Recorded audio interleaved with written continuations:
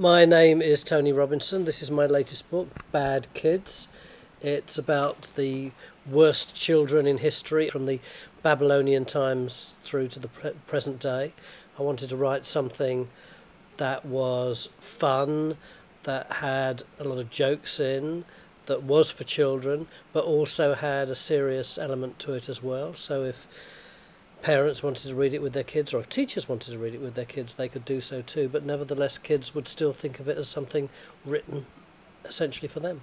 One of the things that comes up time and time again in my research for the book is that children have tended to behave in the same kinds of ways throughout the centuries, throughout the millennia, so that people were worried about gangs of young kids in ancient Greece.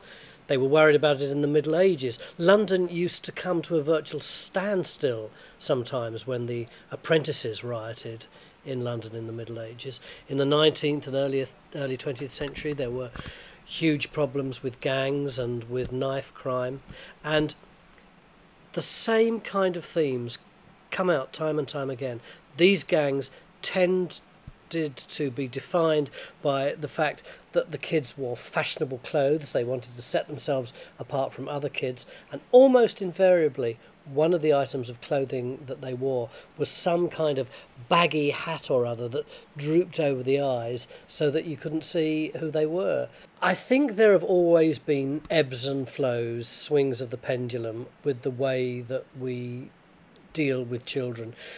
As adults, we've not been able to make up our minds whether or not what we need to do is to weed out the terrors, humiliate them, beat them up, put them in the stocks and hang them in order to prevent other children from doing the same, or whether we want to recognise that these are young souls that need protecting, needs to be led onto some kind of better path.